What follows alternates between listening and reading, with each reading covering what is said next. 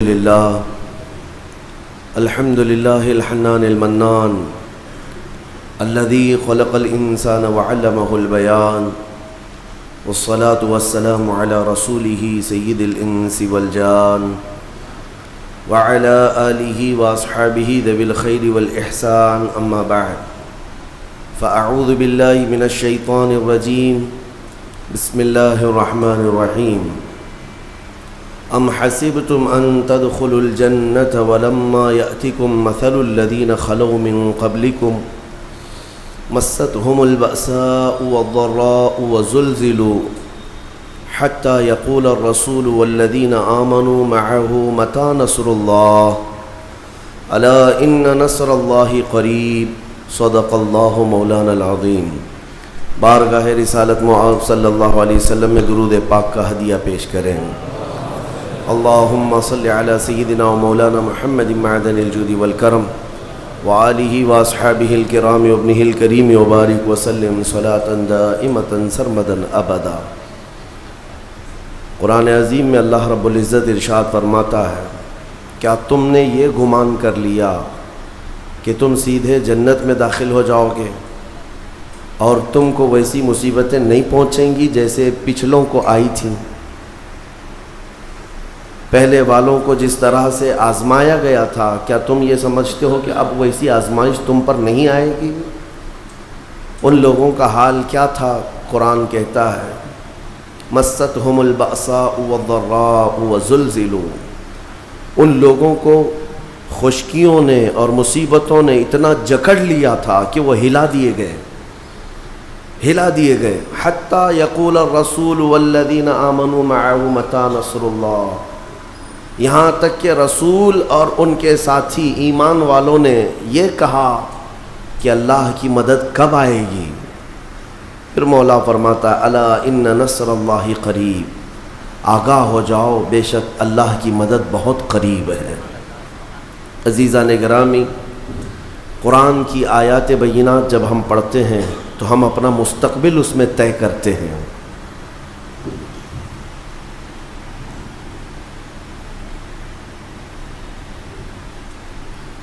ہمارے لیے قرآن عظیم ماضی بھی بتاتا ہے، حال بھی ہے اور مستقبل بھی بتاتا ہے۔ سب سے بہتر طریقہ یہی ہے آج کے زمانے میں کہ ہم کرنٹ سچویشن پر، موجودہ حالات پر اپنا حل تلاش کریں، تو ادھر ادھر کی باتوں میں نہیں، اللہ کے کلام میں تلاش کریں۔ کیونکہ قرآن عظیم جب نازل ہوا میرے مصطفیٰ کریم صلی اللہ علیہ وسلم پر، تو صرف یہ مکہ والوں پر یا اس زمانے والوں پر نہیں، قیامت تک آنے والے مسلمانوں کے لیے نازل ہوا۔ تو ظاہر سی بات ہے، اگر وہ کتاب آج کے لیے بھی ہے تو آج کے مسائل کا بھی حل بتائے گی، کل کے لیے ہے تو کل کے مسائل کا بھی حل بتائے گی۔ لوگ آج جن حالات سے گزر رہے ہیں، حالات کسی سے مخفی نہیں ہیں، چھپے نہیں ہیں، سب جانتے ہیں۔ عزیزان گرامی اوقات، رمضان المبارک کا مقدس مہینہ ہے۔ عموماً ہوتا یہ ہے کہ تمام مومنین، بلکہ مسلمانوں میں کچھ اگر بے عمل ہیں یا آوارہ گردی کرتے بھی ہیں، ان لوگوں کو بھی دیکھا گیا کہ وہ رمضان میں سیدھے ہو جاتے ہیں۔ رمضان کا احترام کرتے ہوئے جھگڑے فسادات، مار پیٹ سے وہ خود بھی بچتے ہیں۔ یعنی اس طبقے کی بات میں کر رہا ہوں جو ہمارے جماعت کا بگڑا ہوا طبقہ ہے۔ ان نوجوانوں کو بھی ہم نے دیکھا ہے کہ رمضان المبارک میں وہ احترام سے اور ادب سے رہنے کی کوشش کرتے ہیں، بہت ساری چیزوں سے وہ اپنے آپ کو دور کرتے ہیں۔ لیکن اب جو رمضان ہم پر آیا ہوا ہے، پورے ہندوستان بھر میں جو فسادات کی آگ بھڑک اٹھی ہے اور سارا الزام مسلمانوں پر ہے کہ یہ پتھراؤ کیا کرتے ہیں یا دوسروں کو چھیڑ چھاڑ کرتے ہیں، میرے عزیزو یہ غیر معقول بات ہے، غیر منطقی بات ہے۔ کچھ لوگ دلی سے فساد کرنے کے لیے ایم پی تک آ جاتے ہیں، اور کچھ لوگ گجرات سے کرناٹک ادھر سے ادھر سفر کر کے پہنچتے ہیں، تو بات صاف نظر آتی ہے کہ منصوبہ بندی کے ساتھ، پلاننگ کے ساتھ یہ حالات خراب کیے جا رہے ہیں۔ ان حالات میں اے مسلمانوں، آپ کس طرف جائیں گے؟ آپ کا حل کیا ہے؟ ظاہر سی بات ہے، اللہ نے قرآن عظیم میں فرمایا فَإِن تَنَازَعْتُمْ فِي شَيْءٍ فَرُدُّوهُ إِلَى اللَّهِ وَإِلَى الرَّسُولِ، اگر کسی چیز میں تمہیں الجھن ہو گئی تو اللہ اور اس کے رسول کی طرف لوٹاؤ، وہاں سے تمہیں حل مل جائے گا۔ اگر آپ سوال کریں کیا آج بھی، میں کہوں گا ہاں، آج بھی اور کل بھی اور 100 سال بعد بھی اگر تم اللہ کی کتاب کی طرف لوٹ آئے اور اپنا حل پوچھنے لگے کہ کیا حل ہے، تو یقیناً اللہ کی کتاب بتائے گی۔ میں تھوڑی دیر بعد عرض کرتا ہوں اس کے علاج کیا ہے۔ پہلے تو میں یہ تاریخ بتا دوں کہ یہ ہمارے ساتھ نیا نہیں ہو رہا ہے، یہ نیا نہیں ہے، ستیزہ کار رہا ہے ازل سے تا امروز، شرار ابو لہبی سے چراغ مصطفی۔ اقبال نے کہا ہے پہلے دن سے ہی یہ معرکہ آرائی چلتی رہی ہے ابو لہب کے شرارے اور مصطفیٰ کریم کے چراغوں کی۔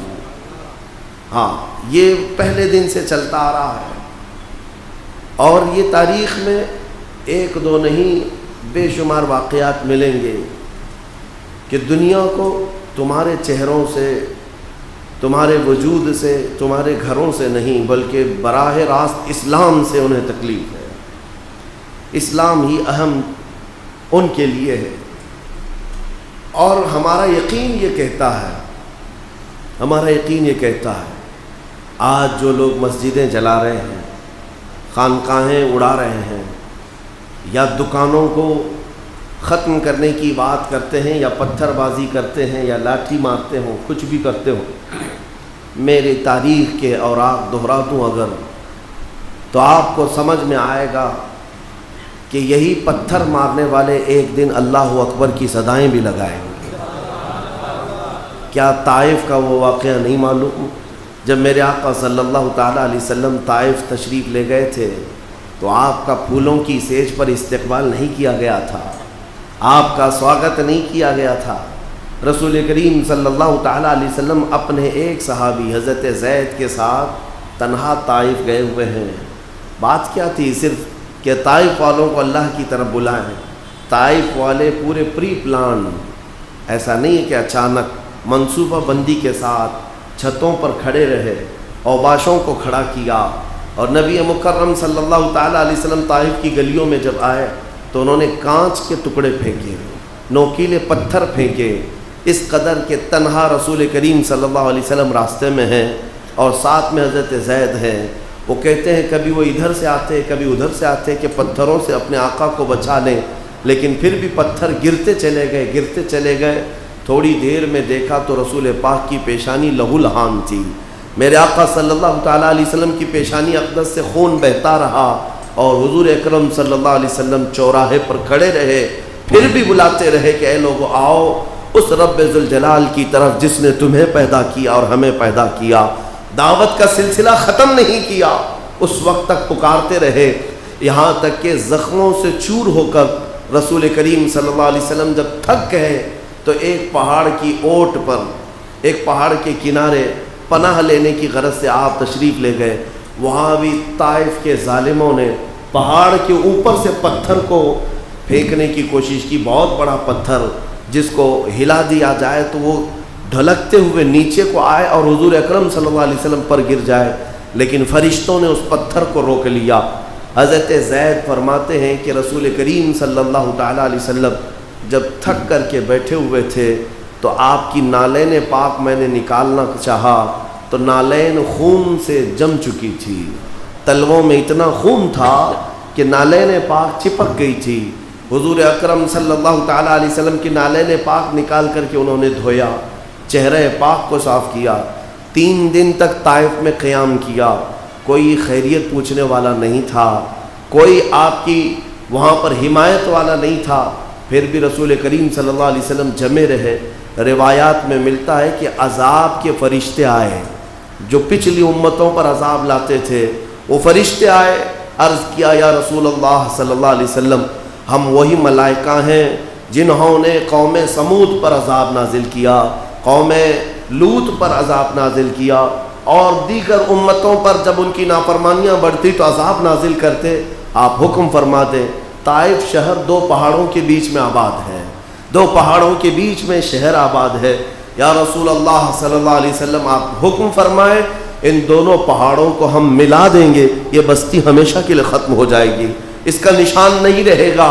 رسول مختار صلی اللہ تعالیٰ علیہ وسلم، رسول رحمت صلی اللہ تعالیٰ علیہ وسلم نے اللہ کی بارگاہ میں جو دعائیہ الفاظ عرض کیے تھے وہ حدیثوں میں آج بھی موجود ہے۔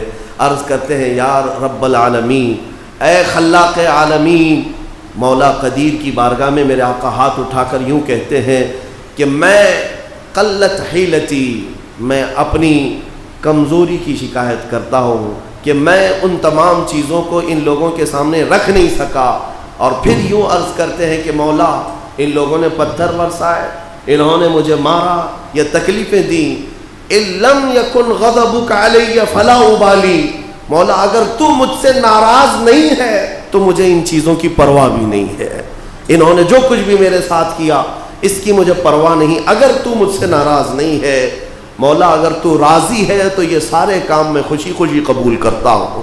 یہ رسول رحمت صلی اللہ تعالیٰ علیہ وسلم کے الفاظ ہیں۔ اور اس کے بعد طائف والوں کے لیے کیا کہا؟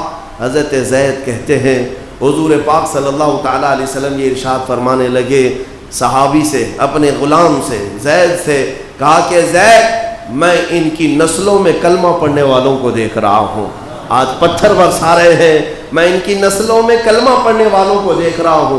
میرے آقا ویسی تشریف لے گئے، چند سالوں کے بعد پورا طائف دامن اسلام میں داخل ہو چکا تھا، 14 صدیاں گزر گئی، حرم پاک سے لے کر طائف کا آپ سفر کریں، پورے عرب کو آپ دیکھ لیں، لیکن طائف آج بھی وہ شہر ہے جہاں سال بھر میرے مصطفیٰ کی میلاد پڑھی جاتی ہے۔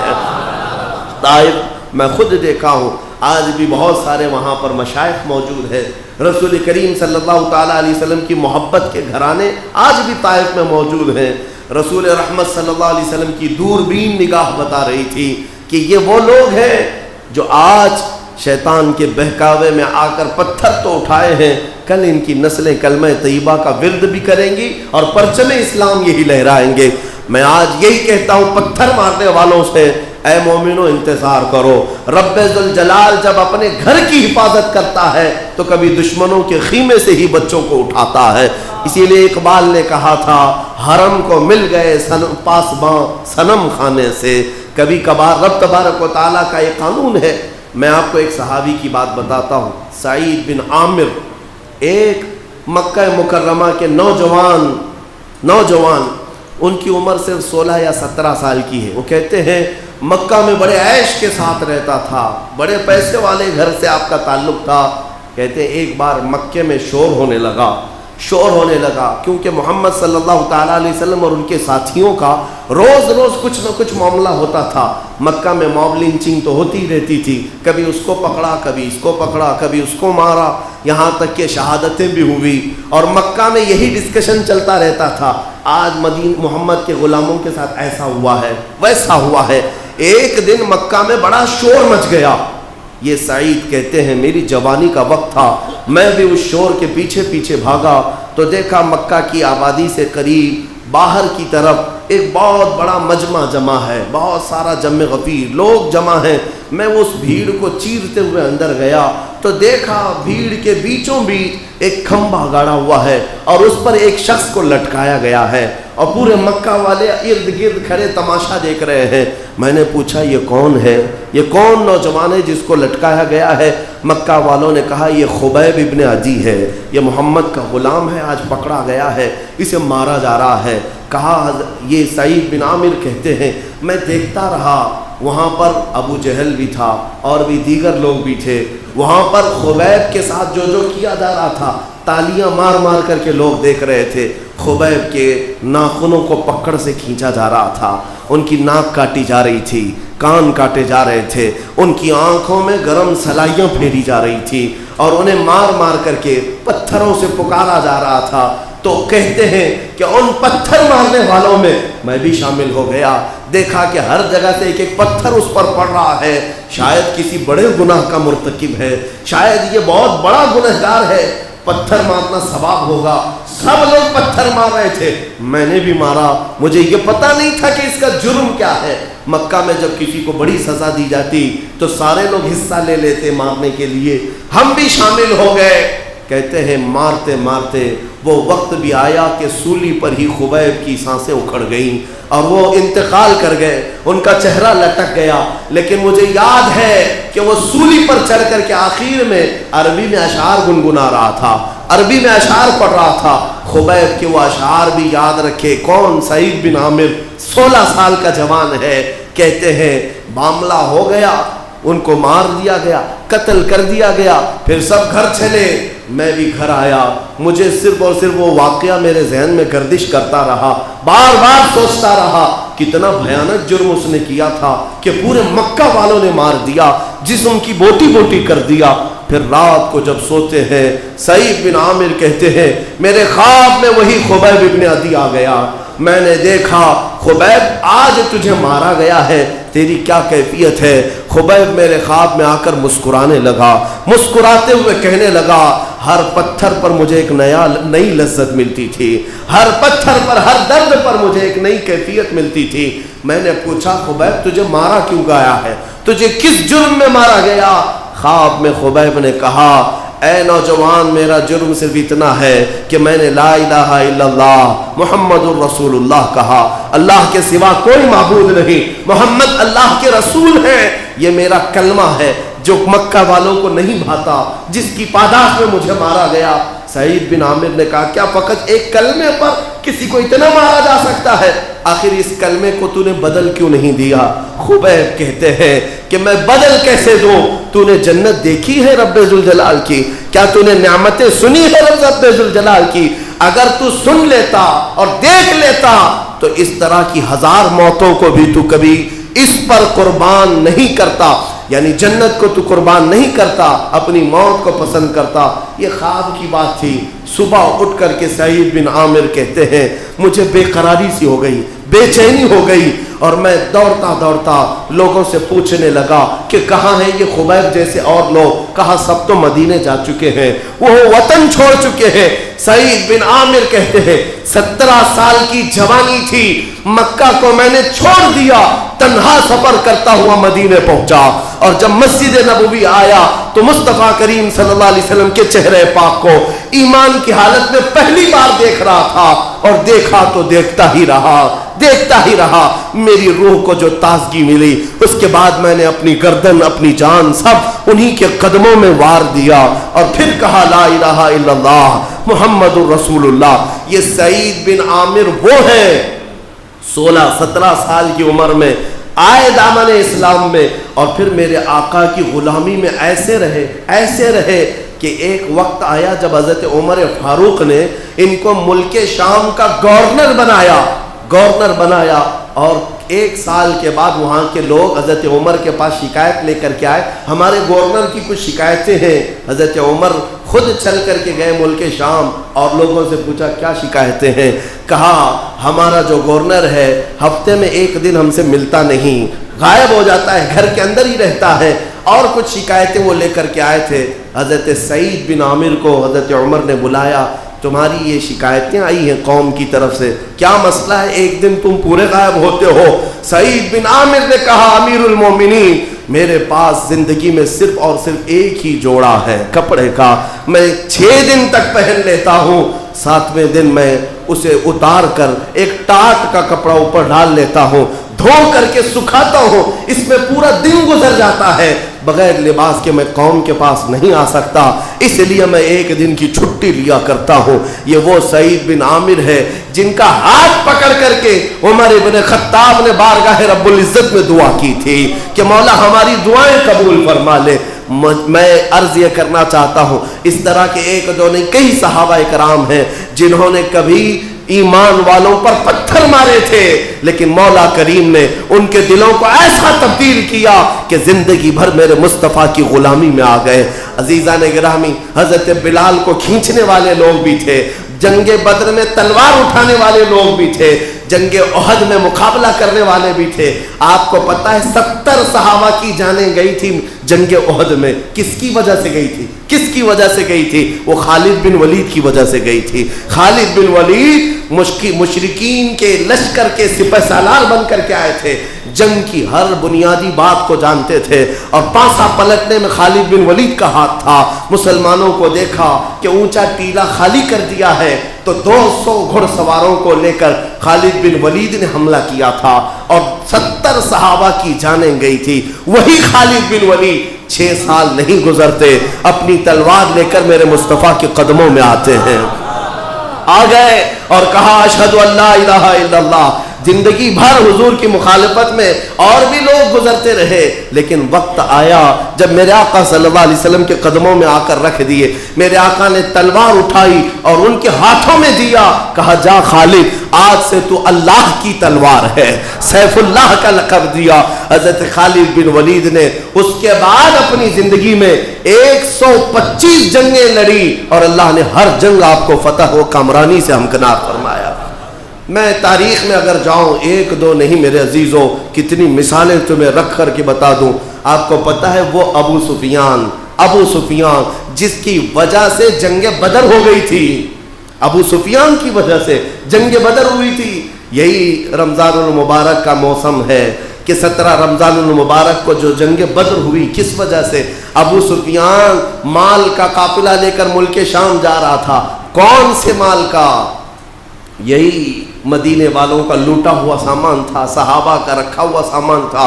میرے آقا نے فرمایا اپنا اپنا سامان لے لو اس کے قافلے سے. ابو سفیان بچا کر کے ملک شام بھی پہنچ گئے, واپس تجارت کر کے مکہ بھی پہنچ گئے, لیکن حضور پاک صلی اللہ تعالیٰ علیہ وسلم اور ان کے ساتھیوں کے ہاتھ نہیں لگے.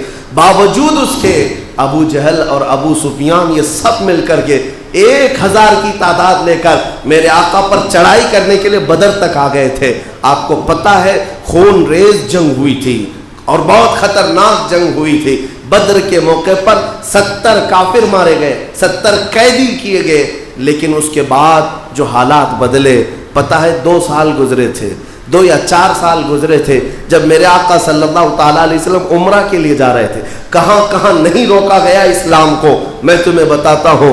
حضور پاک صلی اللہ تعالیٰ علیہ وسلم اپنے 1400 صحابہ کو لے کر عمرہ کی غرض سے آئے ہیں. مکہ والے عمرہ کرنے بھی نہیں دے رہے ہیں, بیچ راستے میں روک دیا, احرام اتارنے پر مجبور کیا, ایگریمنٹ بنوایا, سائن کروایا اور واپس بھیج دیا. اس میں کون لوگ تھے؟ روکنے والوں میں کون تھے؟ سر فہرست ابو سفیان ہے, سب سے مین کردار ادا کرنے والے ابو سفیان ہے کہ آپ کو عمرہ آنے نہیں دیں گے, طواف کرنے نہیں دیں گے اور یہاں پر حرم پاک میں آپ کو داخل ہونے نہیں دیں گے. ابو سفیان ہی کے نعرے تھے, ابو سفیان کے ہمنوا تھے. سال گزر گیا 10,000 کا لشکر صحابہ کا تیار تھا. میرے آقا دوبارہ مدینے سے نکل کر حرم کعبہ میں آ رہے تھے. اب حالات بدل چکے تھے. ایک بات یاد رکھنا, جتنے نشے میں چور لوگ ناچتے ہیں انہیں اندازہ نہیں کہ سورج شام تک رہتا ہے پھر ڈوب جاتا ہے. اور بھی بہت سارے حالات ایسے ہیں کہ زندگی ہمیشہ ایک ہی مدار پر قائم نہیں رہتی بلکہ اس میں تبدیلی آتی رہتی ہے. کل کے امیر آج غریب ہے, آج کے فقیر کل بادشاہ بھی ہو سکتے ہیں. کسی کا کچھ نہیں. ظاہر سی بات ہے ہم اپنی آنکھوں کے ساتھ آج دیکھ رہے ہیں بلکہ کانوں سے ہم سن رہے ہیں, سچائی کیا ہے پتہ نہیں ہے. چائے بیچنے والے اگر پی ایم بن سکتے ہیں تو پی ایم بھی چائے بیچنے والے بن بھی سکتے ہیں, اور بادشاہ فقیر بھی بن جاتا ہے, فقیر بادشاہ بھی بن جاتا ہے. حالات ایک طرح کے کبھی نہیں رہتے. مکہ والوں نے سال بھر پہلے میرے آقا کے پورے لشکر کو عمرہ کرنے سے روکا تھا. سال بھر کے بعد حالات ایسے تھے مکہ کے کہ ایک خاندان میں بھی اتحاد نہیں تھا, کوئی حضور کے سامنے کھڑے ہونے کی طاقت نہیں رکھتا تھا. میرے آقا آئے, شان سے آئے, بغیر تلوار اٹھائے, بغیر جنگ و جدال کے, بغیر قتل و قتال کے حرم کعبہ میں داخل ہوئے. لیکن دیکھیں مزاج میرے مصطفیٰ کا. میرے آقا صلی اللہ علیہ وسلم نے اذان کے بعد, نماز کے بعد ایک اونچے ٹیلے پر کھڑے ہو کر کے اعلان فرمایا. کیا اعلان فرمایا؟ جو مکہ والے بھاگ رہے تھے ادھر ادھر, ارے اتنے سال تک دشمنی کیا ہم نے, 20 سال تک دشمنی کرتے رہے ہیں, اب کیا ہوگا ہمارے ساتھ؟ پکڑیں گے تو کاٹے جائیں گے, مارے جائیں گے. یہاں تک کہ صحابہ بھی کہہ رہے تھے الیوم یوم الملحمہ، آج چھیتڑے اڑانے کا دن ہے، آج گوشت کے چھیتڑے اڑانے کا دن ہے۔ میرے آقا نے صحابہ کے نعرے کو بدل دیا، کہا الیوم یوم الرحمہ، آج رحمت کا دن ہے، چھیتڑے نہیں اڑائے جائیں۔ کبھی آپ سوچ سکتے ہیں کہ حضور نے اعلان کرنے کے وقت کیا کہا جانتے ہیں؟ حضور اعلان کرتے ہیں مکہ والوں غور سے سن لو، جو حرم میں آ گیا وہ امان میں ہے، اسے پوچھا نہیں جائے گا۔ جو میرے دادا کے گھر عبد المطلب کے ہاں جائے گا وہ امان ہے، اسے اس کے لیے امان ہے۔ لیکن اعلانات میں حضور نے یہ بھی فرمایا جو ابو سفیان کے گھر میں جائے گا اسے بھی امان ہے، حالانکہ ابو سفیان ابھی ایمان بھی نہیں لائے، دشمنی میں 20 سال تک حضور کے مقابل میں کھڑے رہنے والے، کئی ایگریمنٹ سائن کروانے والے، جنگوں کو ابھارنے والے، لیکن حضور اس دن اعلان کر رہے ہیں جو ابو سفیان کے گھر میں جائے گا اسے بھی امن ہے۔ جب یہ بات ابو سفیان کو بتائی گئی جو گھر میں اپنے آپ کو قید کر کے بیٹھے تھے، کہا تجھے امان نہیں دی گئی بلکہ جو تیرے گھر میں آئے گا اسے بھی امان دی گئی ہے۔ ابو سفیان نے کہا اتنا بڑا دل والا میں نے آج تک دیکھا ہی نہیں۔ باہر نکل کر اپنی بیوی کے ساتھ آئے، ہندا، یہ وہ ہندا ہیں جنہوں نے حضرت امیر حمزہ کا سینہ چھاپ کر کے کلیجہ نکال کر کے چبایا تھا۔ حالات ایک طرح کے نہیں رہتے، حالات ایک طرح کے نہیں رہتے۔ جنگ احد میں رسول پاک کے چچا کا کلیجہ چبانے والی آج ابو سفیان کے ساتھ آئی ہیں اور میرے آقا صلی اللہ علیہ وسلم کے پاس اپنا سب کا سب سپرد کر رہی ہیں، اور کلمہ طیبہ پڑھ کر مشرف اسلام ہوئے۔ خبردار، اب زبان ان کے بارے میں کھولنا نہیں، اس لیے کہ انہوں نے صحابیت کا مقام پایا ہے، صحابیت کا مقام پایا ہے۔ حضور پاک صلی اللہ تعالیٰ علیہ وسلم فتح مکہ کے دن سنیں توجہ سے، ایک صحابی ہیں عمیر بن وہب رضی اللہ تعالیٰ، وہ بھی مشرف اسلام ہوئے۔ یہ وہ تھے جو قتل کرنے کے لیے حضور کو مدینے گئے تھے، ہاں تلوار لے کر کے۔ دو لوگ حتیم کعبہ میں بیٹھ کر کے میٹنگ کرتے ہیں، صفوان اور عمیر، یہ دو لوگ ہیں، میٹنگ کرتے ہیں کیونکہ دونوں کا مسئلہ تھا۔ جنگ بدر میں عمیر کا بیٹا قیدی ہو گیا تھا اور صفوان کا باپ مارا گیا تھا، تو دونوں کا پرابلم سیم تھا۔ تو دونوں نے میٹنگ کی کہ محمد کا قتل کر دیں گے۔ صفوان بڑے پیسے والا، عمیر سے کہا تو تلوار لے کر کے جا، اگر تو مار دیا تو پھر میں تیرے سارے قرضے چکا دوں گا اور تجھے منہ مانگا انعام دوں گا۔ تو عمیر لالچ میں، یہ ایک بیٹا بھی ہے میرا وہاں پر، چلو جو ہوگا دیکھا جائے گا، زہر میں بجھا کر مدینے لے آئے۔ اور جب یہاں آئے تو حضرت عمر کی نگاہ پڑی اور پکڑ لیا حضرت عمر نے۔ عمیر کو کیا کہا جاتا؟ شیطان قریش، قریش کا شیطان۔ جنگ بدر میں اگر ٹھنڈی پڑتی تو بھڑکانے والا شخص۔ عمیر بن وہب کو دیکھ کر کے حضرت عمر جھپٹ پڑے اور گلے میں گمچھا ڈال کر کے کھینچتے ہوئے اندر لے آئے حضور کے پاس۔ حضور سے کہا کہ آقا اس کی نیت صحیح نہیں لگ رہی مجھے۔ حضور پاک نے فرمایا چھوڑو۔ پوچھا کیوں آئے عمیر؟ کہا یار میں اس لیے آیا ہوں کہ میرا بیٹا آپ کے پاس قیدی ہے، خیر خیریت پوچھنے آیا ہوں۔ رسول پاک صلی اللہ علیہ وسلم نے فرمایا اگر بیٹے کی خیریت پوچھنے آئے ہو تو تلوار لے کے کیوں آئے ہو؟ تلوار نیچے پھینک دیا۔ کہا تلوار سے کیا ہونا ہے، تلواریں ہمارے پاس بدر میں بھی تھی لیکن جیت آپ کی ہوئی تھی، تلوار تو ایسے ہی ساتھ میں لے کے چل رہا ہوں، بہانے بازی کر رہا تھا۔ تو حضور پاک نے فرمایا عمیر وہ بات بتاؤ جو حتیم کعبہ میں بیٹھ کر صفوان کے ساتھ کر کے آئے ہو۔ پورا بدن کانپنے لگ گیا کیونکہ وہ راز کی بات تھی جو صفوان کے ساتھ عمیر نے کیا تھا، کسی کو نہیں پتا ان دو کے علاوہ۔ تو عمیر نے کہا جب یہ باتیں سب آپ کو پتا ہے تو پھر آگے بات کرنے کی ضرورت کیا ہے، میں کلمہ طیبہ پڑھتا ہوں اور آپ کی غلامی میں آتا ہوں۔ جو تلوار لے کر گئے تھے، تلوار لے کر گئے تھے، ایمان لے آئے۔ اب سنیے، عمیر واپس مکہ بھی نہیں گئے، مدینے میں رہ گئے، مدینے میں رہ گئے۔ ادھر جو صفوان تھا تو ہر قافلہ جو مدینے سے آتا تھا ہر ایک کو پکڑ کے پوچھتا تھا کچھ نئی خبر ہے کیا مدینے میں، کچھ نئی خبر ہے، کیونکہ اسے معلوم تھا کہ پلاننگ کیا ہے۔ محمد صلی اللہ علیہ وسلم کا قتل کرنے کے لیے میرا ایک دوست گیا ہوا ہے، بتاتا کسی کو نہیں تھا لیکن روز یہ پوچھتا تھا کوئی نئی نیوز ہے، نئی خبر ہے مدینے کی کچھ۔ تو ایک قافلہ آیا تو اس سے پوچھا کچھ نئی خبر ہے، تو کہا ہاں ویسے تو کچھ بڑی خبر نہیں ہے لیکن ایک اچھی خبر تیرے لیے ہے کہ تیرا دوست مسلمان ہو گیا ہے۔ صفوان نے کہا کہ ایسا جادو میں نے دیکھا نہیں، کہ میرے ساتھ اس نے معاہدہ کیا، ایگریمنٹ کیا، کیا کیا باتیں ہوئی، اور جا کر محمد کی جھولی میں گر گیا تو غصے میں لال پیلا تھا۔ یہ چند دن گزرے تھے، فتح مکہ ہو گیا۔ مکہ میں میرے آقا آئے، تب عمیر بھی آئے ساتھ میں، عمیر بن وہب بھی ساتھ میں آئے۔ اب صفوان جو مکہ میں اتنے سالوں سے حضور کی دشمنی میں اور نہ جانے کیا کیا پلاننگ کرتا رہا، تو مکہ چھوڑ کر کے گھوڑا اپنا لے کر بھاگ گیا۔ کہاں بھاگا؟ کہا کہ اور لوگ حضور کے دامن میں آ رہے ہیں، میں نہیں آنے والا۔ اس نے کہا اس سے بہتر ہے کہ میں سمندر میں چھلانگ لگا کر کے مر جاؤں، خودکشی کر لوں گا۔ تو صفوان وہاں سے نکل گیا گھوڑے کو دوڑاتے ہوئے۔ عمیر بن وہب نے خوب ڈھونڈا، لوگوں سے پوچھا تو بتایا لوگوں نے کہ وہ خودکشی کرنے کے لیے چلا گیا۔ حضور پاک صلی اللہ علیہ وسلم کے پاس حضرت عمیر آئے، کہا کہ یا رسول اللہ، میرا بہت جگری دوست ہے صفوان، کیا آپ اسے معاف کریں گے؟ اس کے لیے امان ہے۔ میرے آقا نے فرمایا آج سب کے لیے امان ہے تو صفوان کے لیے بھی امان ہے۔ تو وہ دوڑے گئے کہ صفوان کو خوشخبری دے دوں۔ جا کر کے دیکھا تو بہت سرپٹ دوڑاتا ہوا گھوڑے کو لے جا رہا تھا، مل گیا۔ کہا رک جا، مت جا۔ کہا کیا بات ہے؟ میں تیری بات نہیں سنوں گا، تو نے میرے ساتھ غداری کیا ہے۔ عمیر نے کہا صفوان، حقیقت کی زندگی تو نے دیکھا نہیں، اس زندگی میں ایک بار آ تو جا، روح کا جو سکون ہے وہ تو محسوس کرے گا۔ بہت بولنے کے بعد صفوان نے پوچھا کس لیے آئے ہو؟ کہا محمد نے تجھے پناہ دے دی، امان دے دیا۔ اس نے کہا میں یہ بات کا یقین نہیں کر سکتا، ایسا نہیں ہو سکتا کہ وہ مجھے معاف کریں گے، کوئی نشانی بتا دے، کوئی نشانی ہے کہ محمد نے مجھے معاف کیا؟ عمیر بن وہب کے پاس کوئی نشانی تھی نہیں۔ پھر واپس گئے مکہ، کہا یا رسول اللہ، وہ صفوان خودکشی کر لے گا، کوئی نشانی مانگتا ہے کہ آپ اسے معاف کر چکے ہیں۔ میرے آقا مجمع میں تھے، اس وقت اپنا امامہ شریف اتار کر کے دے دیا۔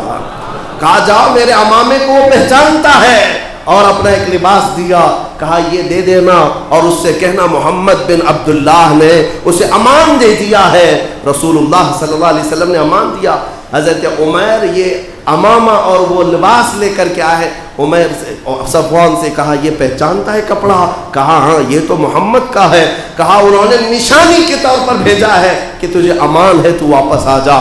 صفوان اتنے جرائم کے بعد بھی جب واپس عمیر بن وہب کے پاس آتا ہے، ساتھ میں آتے ہیں، تو جب میرے آقا صلی اللہ تعالیٰ علیہ وسلم مکہ کے اسی میدان میں موجود تھے، حرم کعبہ میں، جب یہ دونوں آئے تو میرے آقا نے فرمایا راستہ کشادہ کر دو، راستہ چھوڑ دو۔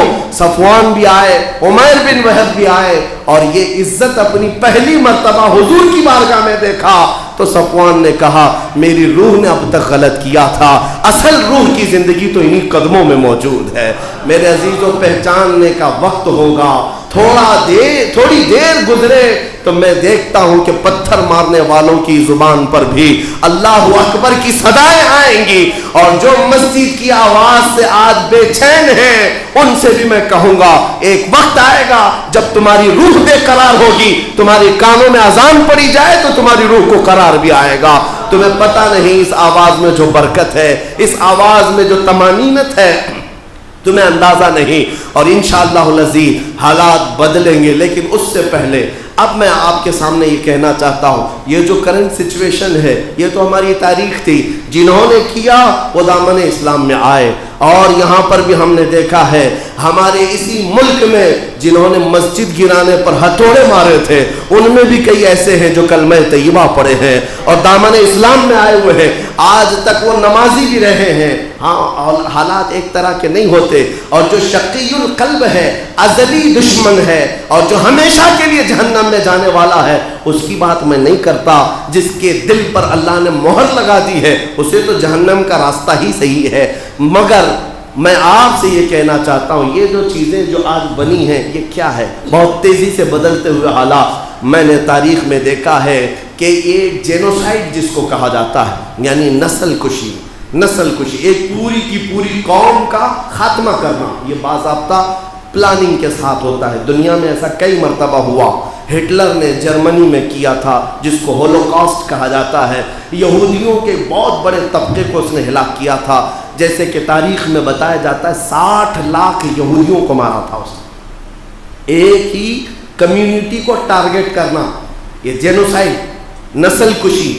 اسی طرح اوگانڈا میں، یہ افریقہ کی ایک سرزمین میں، جہاں پر ایک کمیونٹی کو پورے طور پر تباہ کیا گیا تھا، جس میں وہ آبادی کے 6 لاکھ لوگ ایک ہی سال میں مارے گئے تھے، اور ان کی لاشیں میدان میں بکھری ہوئی رہتی تھیں، چیل کوے کھاتے رہتے تھے آپس کی دشمنیوں میں. اسی طرح یہ نسل کشی بوسنیا کے مسلمانوں کے ساتھ کی گئی تھی، برما کے، میانمار کے مسلمانوں کے ساتھ نسل کشی جس کو کہتے ہیں، ایک ساتھ پورے خاندانوں کو تباہ کرنا. یہ کرنے کی پلاننگ جو ہوتی ہے، یہ دنیا کی کٹر واد تنظیمیں کرتی ہیں، جن کے اندر انسانیت نہیں ہوتی، حیوانیت، اور جو انسانوں کا درد نہیں رکھتے، وہ اس طرح کے قتل عام کی سازشیں رکھتے ہیں، جیسے ہٹلر نے کیا. اور آپ کو پتہ ہے ہمارے اس دیش کی بڑی تنظیم، ہاں، جن کو اپنے دنیا بھر کی سب سے بڑی تنظیم ہونے کا فخر ہے، RSS جماعت کے بڑے لیڈروں نے ہٹلر کی تعریف بھی کیا ہے، باضابطہ لکھا بھی ہے کہ ہٹلر بہت اچھا آدمی تھا، کیونکہ کنڈلی ملتی جلتی ہے، دونوں سب پلاننگ ساتھ میں ہے. میرے عزیزوں، یہاں مسلم نسل کشی کی جو پلاننگ ہو رہی ہے، یہ ایسا نہیں کہ اچانک ہو رہا ہے، اس کے لیے کئی اسٹیپ پر کام کیا جاتا ہے، کئی اسٹیپ پر.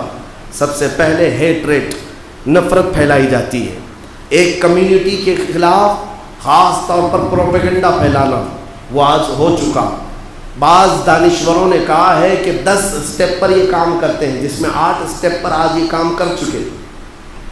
خاص طور پر ایک کمیونٹی کو ٹارگٹ کرنا اور ان کی امیج کو میجورٹی کے سامنے ڈیمیج کر کے بار بار بتانا، یہ کام میڈیا بھرپور کر رہا ہے.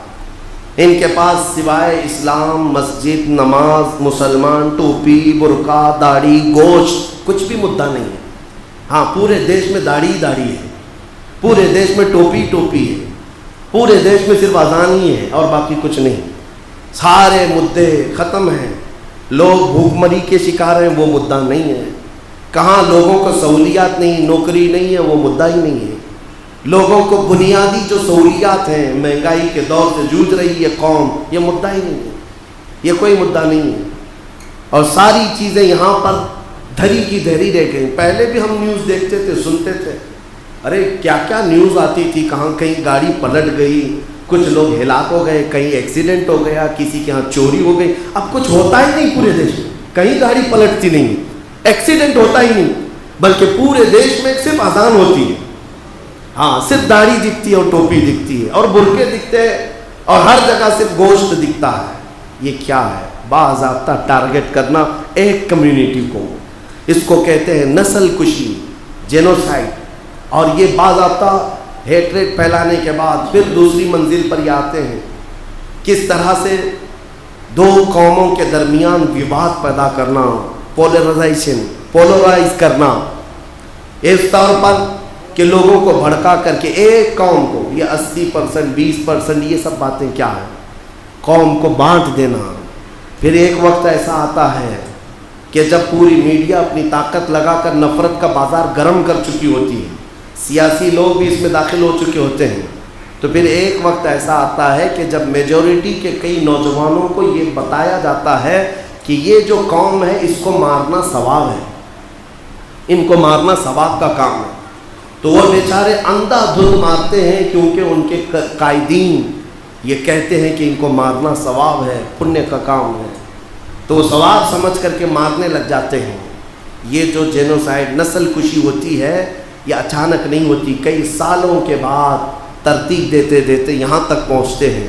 میرے عزیزوں، اب مجھے قریب سے قریب تک نظر آ رہا ہے کہ نسل کشی کی پوری پلاننگ ہو چکی اور پورے کے پورے کمیونٹی کو ٹارگٹ کرنا، اس میں کوئی کچھ نہیں کرے گا.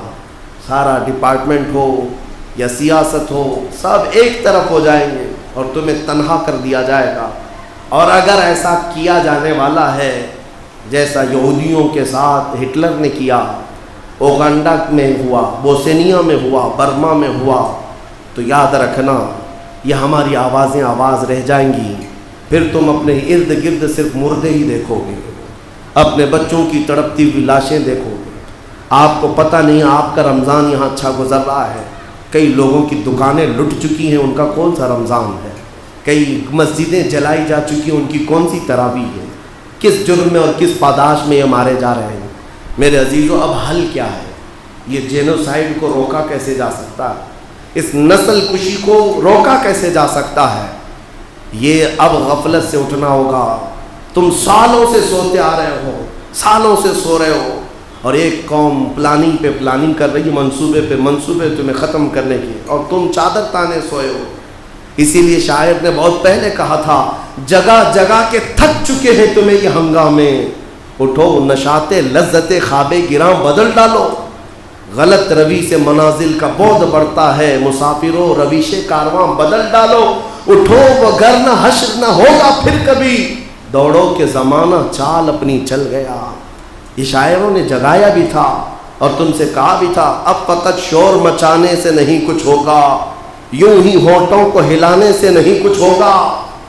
اب تمہارے لیے حل کیا ہے؟ میں قرآن کی طرف آتا ہوں، قرآن کی طرف۔ میں نے سب سے پہلے یہی کہا تھا، قرآن ہر زمانے کی کتاب ہے، ہر زمانے کا دستور ہے۔ آج کے زمانے میں ہماری مصیبتیں ہیں، ہم قرآن کے پاس لے جاتے ہیں، ہمارا حل بتا۔ قرآن ایک جگہ نہیں، کئی جگہ تمہیں تنبیہ کرتے ہوئے حل بتا رہا ہے۔ سب سے پہلا حل فرماتا ہے رب ذوالجلال، فَإِن تَنَازَعْتُمْ فِي شَيْءٍ فَرُدُّوهُ إِلَى اللَّهِ وَإِلَى الرَّسُولِ۔ آج اگر تمہیں کسی بات میں الجھن ہے، آ جاؤ اللہ کی طرف اور اس کے رسول کی طرف۔ ایک بات ہو گئی۔ دوسری بات رب تعالیٰ فرماتا ہے وَاعْتَصِمُوا بِحَبْلِ اللَّهِ جَمِيعًا وَلَا تَفَرَّقُوا۔ اللہ کی رسی کو مضبوطی سے تھام لو اور فرقوں میں مت بٹو، جماعتوں میں مت بٹو، اپنے آپس میں اختلافات کی آگ کو مت بھڑکاؤ۔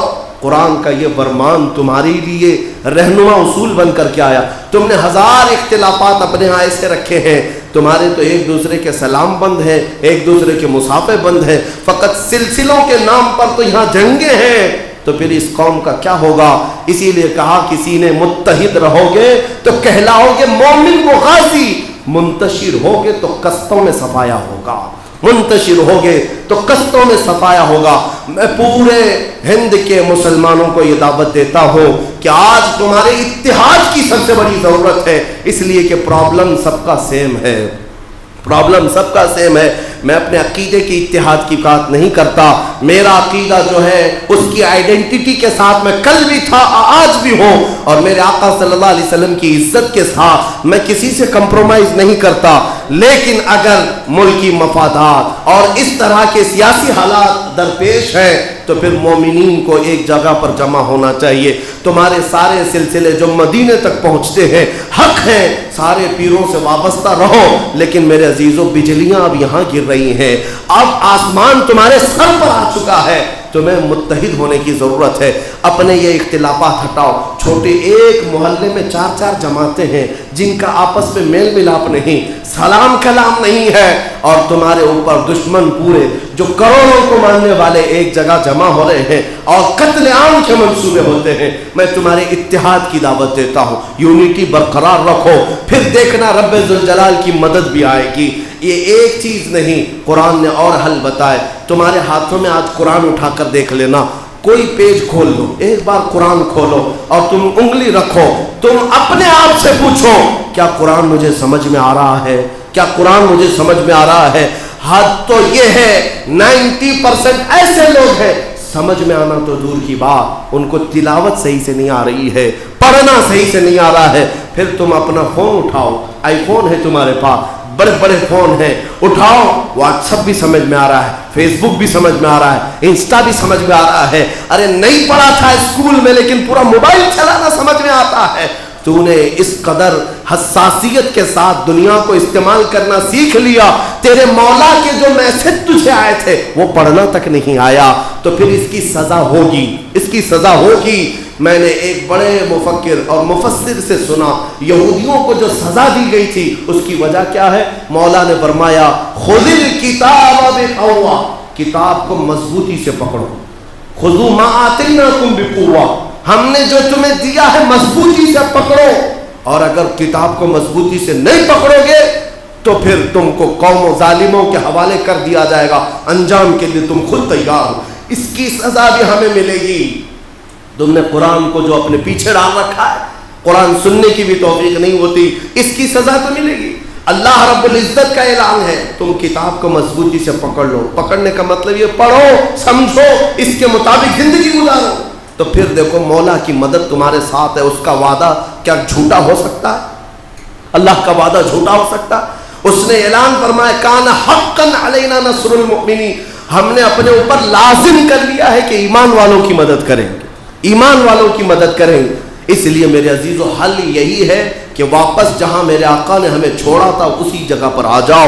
میرے آقا صلی اللہ علیہ وسلم نے صحابہ کو جہاں چھوڑا تھا وہاں آ جاؤ. پھر دیکھنا یہ جینوسائیڈ کا یا پھر نسل کشی کا جو بھی منصوبہ بنائیں گے, میرا مولا فرماتا ہے وَمَكَرُوا وَمَكَرَ اللَّهُ وَاللَّهُ خَيْرُ الْمَاكِرِينَ. یہ کفار منصوبے بناتے ہیں, پلاننگ کرتے ہیں, اور اللہ سب سے بہترین تدبیر کرنے والا ہے.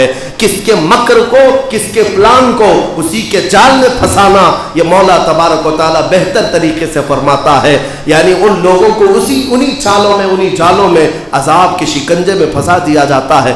بہرحال میری آخری بات یہ ہے, ابھی رمضان باقی ہے, توبہ کے ایام باقی ہیں, توبہ کر لو, اپنی زندگی کی اصلاح کی کوشش کر لو.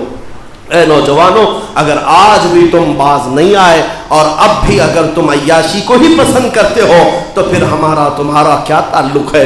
پھر تم جیو اور پھر ان خون ریز جنگوں کا انتظار کرو جہاں کسی کی بھی زندگی محفوظ نہیں رہنے والی ہے. اللہ کریم ہمیں کہنے سننے سے زیادہ عمل کی توفیق عطا فرمائے. بارگاہ رب العزت میں دعا کو مولا اس رمضان کی برکت سے ہمارے اس ملک عزیز کو امن و امان عطا فرما, چین و سکون عطا فرما, ظالموں کو فنا فی النار فرما. جن لوگوں نے نسل کشی کے پلان اور منصوبے بنائے, اے کریم خدا تو ان کے مکر میں انہی کو, ان کی چالوں میں انہی کو قید فرما دے. اے اللہ ان کی تدبیر کو ان کی تدمیر بنا دے. اے رب قدیر اسلام و سنیت کا بول بالا فرما, دشمنان اسلام کا منہ کالا فرما. اے رب قدیر ہم نے جو کچھ گناہ کیے تیرے دربار میں سچے دل سے توبہ کرتے ہیں, تیرے دربار میں پلٹ آتے ہیں. مولا تو اپنے دامن رحمت میں ہمیں جگہ عطا فرما, تیرے حبیب پاک کے قدموں میں زندگی عطا فرما. وصلی اللہ تعالی علی خیر خلقی محمد وآلہ واصحابہ اجمعین وآخر دعوانا الحمد للہ رب العالمین.